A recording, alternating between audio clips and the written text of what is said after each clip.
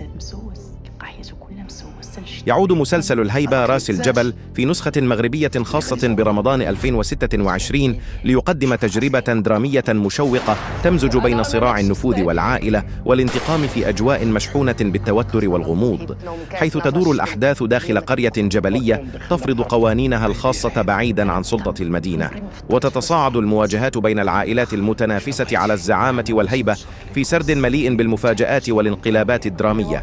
العمل يعيد تقديم روح السلسلة الأصلية التي ارتبطت بالنسخة اللبنانية الشهيرة الهيبة، لكن بروح مغربية خالصة تعكس خصوصية البيئة المحلية والعادات والتقاليد، مع شخصيات معقدة تتحرك بين الولاء والخيانة والحب والانتقام، ما يمنح القصة عمقاً إنسانياً إلى جانب خطها التشويقي. الإخراج يعتمد على تصوير سينمائي للطبيعة الجبلية ليجعل المكان بطلاً حقيقياً في الحكاية، بينما يبرز الأداء التمثيلي المكثف حجم الصراعات النفسية التي يعيشها الأبطال في مواجهة ماضٍ ثقيل وحاضر لا يرحم.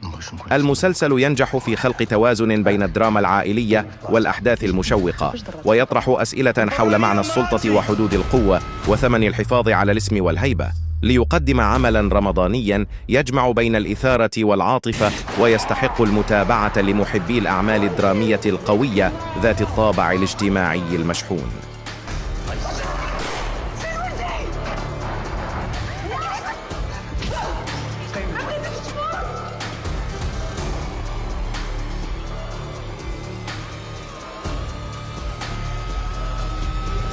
العين كتبكي على خويا، راه الثاني عاسة على راس الجبل. اللي كيحرقني في قلبي ما تحتها حدايا.